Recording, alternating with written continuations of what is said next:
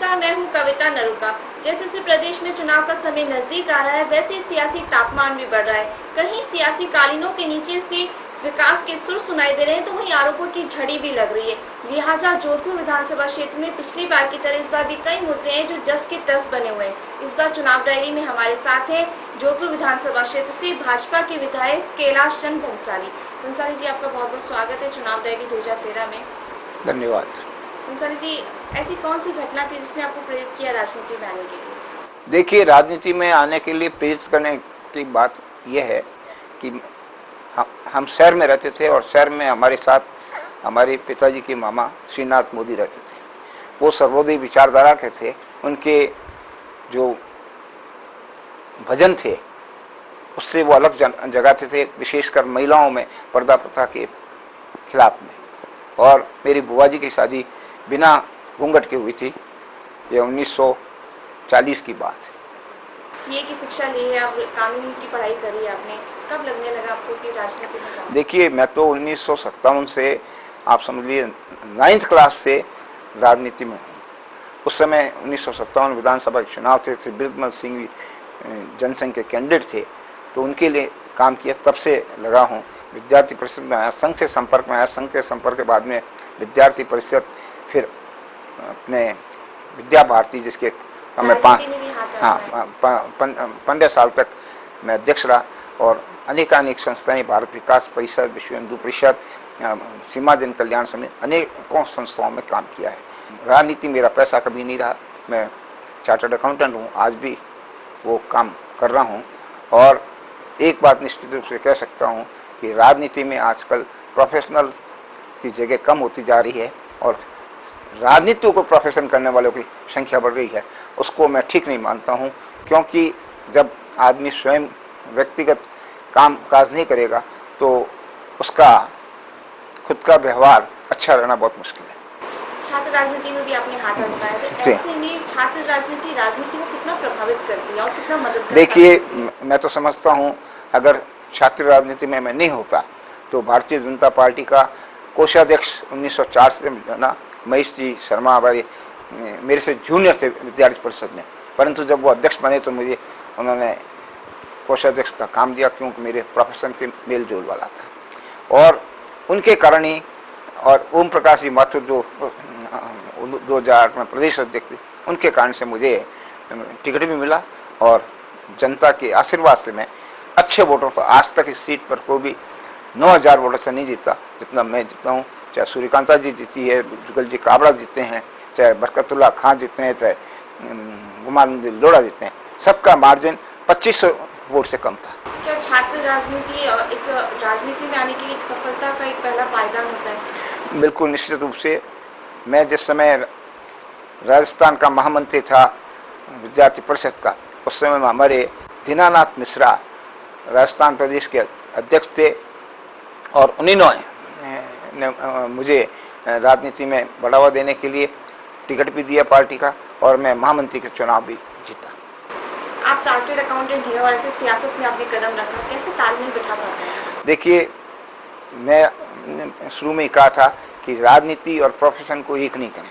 Profession अपनी जगह है, उसको पहली वरीयता है मेरी, राजनीति द्वितीय वरीयता। परंतु जो ही मैं विधायक बन गया उसके बाद मेरी पहली वरीयता राजनीति हो गई और बाद में प्रोफेशन। प्राथमिकताएं बदल गई, कितनी मददगार रही आपके लिए जो चार्टर्ड अकाउंटेंट जो प्रोफेशन था राजनीति में? देखिए, राजनीति में चार्टर्ड अकाउंटेंट प्रोफेशन ने मुझे बहुत मदद की। हमेशा भाजपा का या जनसंघ का फंड रेजिंग का काम मैंने किया। चाहे 1977 के चुनाव से मैं ये काम देख रहा हूँ।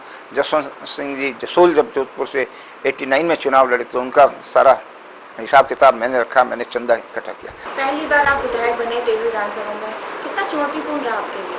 देखिए, चुनाव लड़ना ही अपने आप में बड़ी बारी चुनौती। मेरे सामने जुगल काबरा कांग्रेस के कैंडिडेट थे, वो मंजे हुए राजनीतिज्ञ थे। 3 बार चुनाव उन्होंने लड़ा, 1 बार जीते भी।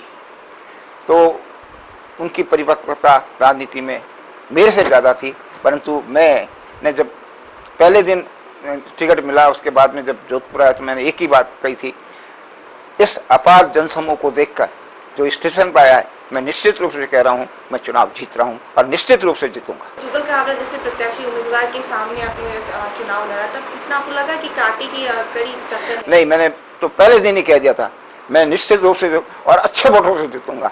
और मैंने चुनाव जिस दिन संपन्न हुए उस दिन मैडम का फोन आया था कि आप सीट लूज कर रहे हैं। मैंने कहा निश्चित रूप से मैं कम से कम 6000 वोटों से जीतूंगा। मैडम का हो नहीं सकता है। मैंने कहा चुनाव परिणाम आ जाएगा 8 तारीख, आप देख लीजिए मैं कितने अच्छे वोटों से जीतता हूँ। और जब मैं जीता तो सबसे पहले सीट डिक्लेयर मेरी हुई थी।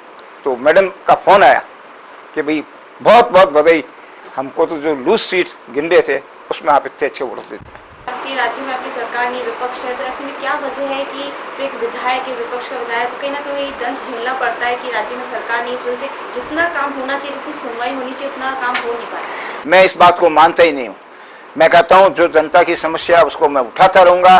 चाहे विधानसभा में मैंने इतना बोला है और हर समस्या के बारे में बोला है। और अशोक गहलोत को खड़ा होकर ये कहना पड़ा कि इनकी बात ठीक है, इनको हम सुधार करने के कोशिश। आपने उठाया, मुद्दे उठाए, हाँ। आपने अपनी बात रखी, लेकिन राज्य में आपकी सरकार नहीं, जितनी सुनवाई होनी चाहिए उतना आपको रेस्पॉन्स नहीं मिल पाता। मैं कहता हूँ मैं संघर्ष करके वो रेस्पॉन्स ले रहा हूँ। सब अधिकारियों से मैं कहता हूँ कि ये काम नहीं होगा तो मैं धरना दूंगा, भूख हड़ताल करूंगा। ऐसी नौबत नहीं है अभी तक, क्योंकि मैं भूख हड़ताल को अंतिम अस्त्र मानता हूं। और गांधी जी ने कहा था भूख हड़ताल पे, उपवास पे जाना ठीक नहीं है। और जनप्रतिनिधि को पहले दूसरे स्तर के सारे संघर्ष करने के बाद में भूख हड़ताल को आखिरी औजार। राज्य सरकार से मैं राज्य सरकार से बिल्कुल संतुष्ट नहीं हूं, परंतु जनता की जो समस्या है उसके लिए लड़ता रहूंगा, झगड़ता रहूंगा और उनके काम करवा के रहूंगा। आप संघर्ष के जरिए अपनी क्षेत्रीय जनता के विकास करने के लिए अपनी बात मनवा रहे हैं। जी हाँ। कहीं ना कहीं इस वजह से आप संतुष्ट हैं कि राज्य सरकार संघर्ष के जरिए लेकिन सुन तो रही है? मैं ये कहता हूँ संघर्ष के बाद तो सुनना ही पड़ेगा, क्योंकि ये जन आंदोलन होता है, जनता की भावना होती है। और जनता खुद जब पानी के लिए सड़कों पे आती है, गटर लाइन की सफाई करके लिए सड़क पे आती है, खराब सड़क बनती है उसके जनता जागरूक हो जाती है, सड़क गलत बन रही है, सिविल लाइन और पानी की लाइन साथ में आ रही है, तो वैसे संघर्ष जब करते हैं तो काम अधिकारियों को करना ही पड़ता है। जिस तरह से गहलोत जोधपुर शहर से और आप भी जोधपुर शहर से मुख्यमंत्री जो अशोक गहलोत है, तो कहीं ना कहीं जब अपने मुद्दों की, अपने विकास की, शहर की बात होती है तो कहीं ऐसा होता है कि आप लोग आपसी पक्ष विपक्ष भूल के और ये याद करते हैं कि एक जमाने में हमारा व्यवहार अच्छा था? मेरी फितरत में है ये। मैं बिल्कुल ऐसा संघर्ष नहीं करना चाहता हूँ बेवजह हो। संघर्ष उसी के लिए करता हूँ सही मांगे, और मुख्यमंत्री जी को खुद को मानना पड़ता है वास्तव में तेरी बात ठीक है और इस काम को मैं प्रायोरिटी से करूंगा। और हमेशा जितने मैंने मुद्दे दिए हैं उन्होंने सचिव के स्पेशल सेक्रेटरी डिपार्टमेंट के जरिए मेरे काफ़ी मुद्दे सुलझाए हैं और वो जानते हैं। और यही कारण है कि आज जोधपुर के तीनों विधानसभा क्षेत्र में सर्वाधिक काम मेरे क्षेत्र में हुए हैं। इसका अशोक गहलोत जी खुद कहते हैं कि इनके क्षेत्र में ज़्यादा काम हुआ। क्यों कि मेरे यहाँ तीनों अस्पताल है जहाँ सबसे बड़ा खर्चा हुआ है। और इसी तरह से एयरपोर्ट यहाँ पर है, तो मैंने एयरपोर्ट की समस्या के लिए बहुत संघर्ष किया है। अब वो अंतिम छोर पे पहुँच रही है कि सिविल एयरपोर्ट का विस्तार किया जाए। इसी तरह से भूजल की जो समस्या है उसके लिए भी मैंने बहुत संघर्ष किया। आज भी मैं कहता हूँ कि भूजल समस्या बरकरार है और जगह जगह नई जगह पर पानी घरों में आ रहा है या अंडरग्राउंड में आ रहा है। तो ये जो पानी का है उसको ठीक किया जाए, इसके लिए 2-3 रिपोर्टें बड़ी, परंतु अभी किसी हल पे नहीं पहुंच सके हैं। परंतु एक हल जो हैदराबाद की टीम ने दिया है कि एक बड़ा बांध और कायलाना के पास बना दिया जाएगा तो ये समस्या ठीक हो जाएगी। तो इसके लिए मैंने मुख्यमंत्री से लिखा है और विधानसभा में बोला तो उन्होंने कहा कि हम इसकी DPR बना रहे हैं, फिर देखते हैं क्या हो सकता है। विपक्ष के विधायक के नाते सरकार में आपकी सुनवाई हो रही, कहा जा सकता है? मैं कह रहा हूँ सरकार को सुनवाई करनी पड़ती है। सभी राजनेता और राजनीतिक दल सोशल मीडिया से जुड़े हुए हैं, ऐसे में आप कितना प्रासंगिक मानते हैं आज के दौर में? देखिए, इंफॉर्मेशन आज सबसे बड़ा यंत्र हो गया है और फेसबुक के जरिए इंफॉर्मेशन मिलती है। मैं आज कहाँ भाषण दे रहा हूँ, कहाँ लोगों से मिल रहा हूँ, किन के दुख दर्द में जा रहा हूँ, हॉस्पिटल का चक्कर लगा रहा हूँ, आज उम्मेद अस्पताल में जा रहा हूँ, कल मसादास माथुर अस्पताल में जा रहा हूँ या MGH में जा रहा हूँ, तो सारा जब चित्र आता है तो लोग देखते हैं भाई कैलाश मंसाली इनके लिए काम कर रहा है हमारे लिए।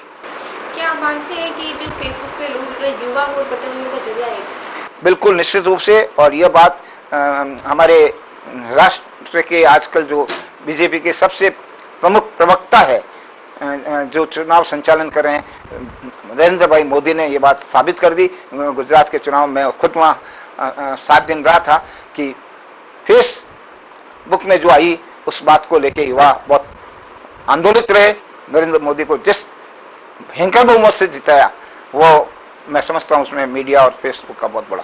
आपकी पार्टी के वरिष्ठ नेता घनश्याम तिवारी ने फेसबुक दोस्तों के साथ मिलकर एक मुलाकात शुरू करी, एक नया अनुभव, एक प्रयास शुरू किया कि फेसबुक दोस्तों के साथ मुलाकात करना। कैसे देखते हैं आप? देखिए, राजनीति में मुलाकात करना ही चाहिए। जिस व्यक्ति से मिलते हैं वो हमेशा 4 तरह की बात भी कहता है कि हमारी समस्या ये है, हमारी समस्या है, देश की समस्या को लिखता है, राज्य की समस्या। बड़ी पहल मानते हैं आप? बहुत बड़ी पहल है। व्यक्तिगत संपर्क होना राजनीति का एक बहुत बड़ा गुण है। सुंदर सिंह जी भंडारी हमेशा ये कहते थे कि राजनीति में पहचान बनानी है तो व्यक्तिगत संपर्क हो, उसके घर में जाके खाना खाओ, उसके घर में जाके ठहरो और पानी पियो।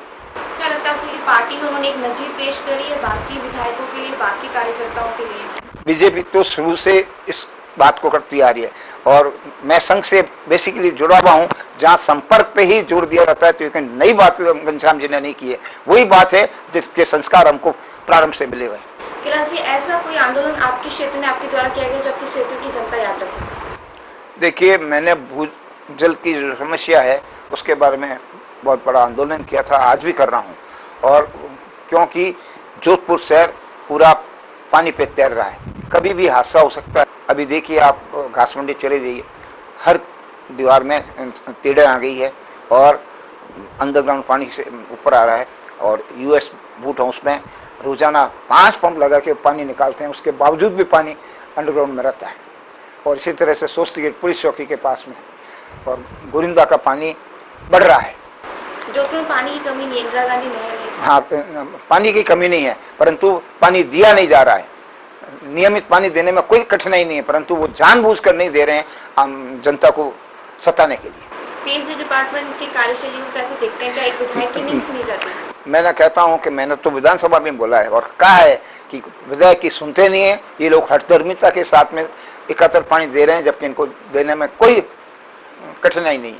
ऐसे कौन से बड़े कार्य हैं जो आपने अपने क्षेत्र में विकास के लिए कराए हैं? देखिए, मैंने सबसे पहले तो सदास माथुर कार्डियोलॉजी डिपार्टमेंट में 10 लाख रुपए दिए और ट्रॉमा सेंटर में मेरे मित्र से कहकर बहुत बड़ा खर्च किया, उसमें 5 लाख मैंने भी दिए। आपके मित्र के हेल्थ से पैसा? नहीं, मतलब श्याम कुंभट ने पैसा दिया उसका ट्रॉमा सेंटर का, उसमें 5 लाख का मैंने अंशदान दिया। मानव सेवा वालों को देकर मरीजों के बैठने की, खाने की सुव्यवस्था करवाई, उसमें भी मैंने 5 लाख रुपए दिए। उसके अलावा अब एक नया ऑपरेशन थिएटर बना, तो मेरे एक नज़दीकी रिश्तेदार हैं, उनसे ले लिया है। करीब 50 लाख रुपए से वो नया आईसीयू बनाएंगे पोस्ट ऑपरेटिव के लिए। जोधपुर शहर की बात की जाए तो आपके विधानसभा क्षेत्र में कुछ कच्ची बस्तियां भी हैं, लेकिन जितना विकास उनका होना चाहिए था कच्ची बस्तियों का, उतना विकास नहीं हो पाया। क्या वजह मानते हैं? देखिए, मेरे जितनी कच्ची बस्तियां हैं उसमें मैंने सारा विकास का काम करेगा। तो आज वो नहीं कह सकते कि मेरा यह काम कमी रही है। अगर वो कहते हैं तो उसके साथ ही मैं उसका तुरंत, मैंने कम से कम कच्ची बस्तियों में 21 हैंडपम्प, पावर पंप लगाए ताकि उनकी पानी की समस्या। सब सड़कें बनाई हैं, उसमें विधायक को उसका रुपया दिया है। पानी की लाइनें ठीक कराई है, नई लगवाई है, सिविल लाइन का काम करवाया है। और पावटा में जो डिस्पेंसरी है, नहीं अपने रेजिडेंसी रोड पे, उसको बहुत इक्विपमेंट्स दिए हैं, सारी सुविधाएं वहाँ दी है। और उसी के साथ साथ में शिक्षा के लिए भी इस एरिया में बहुत काम किया मैंने। सभी स्कूलों में, विधानसभा में सरकार को मजबूर किया कि आप सब में लाइट दीजिए, तब कंप्यूटर की शिक्षा दे सकेंगे। तो सरकार ने सारे कनेक्शन जो काट दिए थे वापस दुरुस्त किए और अब उन कच्ची बस्तियों में SC ST के जो लोग रहते हैं उनके लिए बिजली नहीं कटेगी और बिजली आपूर्ति होती रहेगी। कैलाश जी से बातचीत का सिलसिला जारी रहेगा। फिलहाल वक्त एक छोटे से ब्रेक का।